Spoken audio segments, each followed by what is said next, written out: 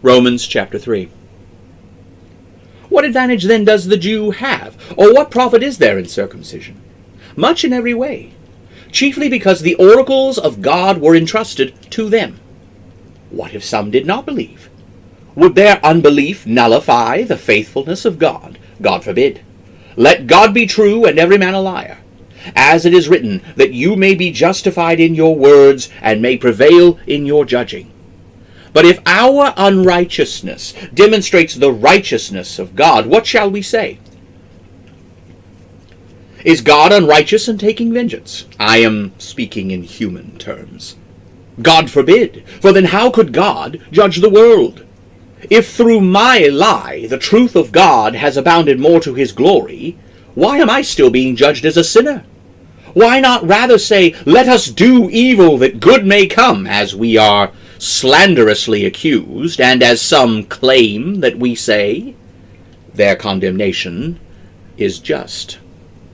What then? Are we better than they? No, not at all. For we have already charged that both Jews and Gentiles are all under sin, as it is written, there is none righteous, no, not one. There is no one who understands. There is no one who seeks after God. They have all turned aside. Together they have become worthless. There is no one who does good. No, not one. Their throats are an open grave. With their tongues they have used deceit. The poison of vipers is under their lips. Their mouths are full of cursing and bitterness. Their feet are swift to shed blood. Destruction and misery are in their paths, and they do not know the way of peace. There is no fear of God before their eyes. Now we know that whatever the law says, it says to those who are under the law, so that every mouth may be silenced, and all the world may become accountable to God. Therefore by the works of the law no flesh will be justified in his sight, for through the law comes the knowledge of sin. But now, apart from the law, the righteousness of God is revealed, being witnessed by the law and the prophets. The righteousness of God comes through faith in Jesus Christ to all and upon all who believe, for there is no distinction.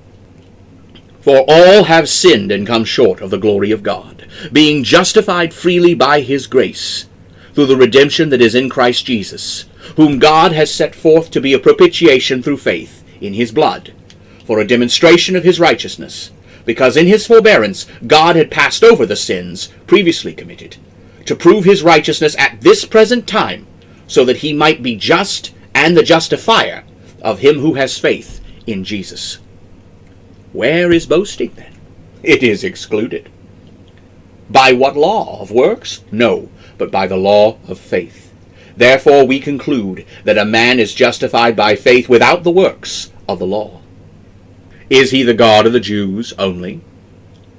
Is he not also the God of the Gentiles? Yes, of the Gentiles also. Seeing it is one God who shall justify the circumcised by faith, and the uncircumcised through faith. Do we then make the law void through faith? God forbid. Instead, we establish the law.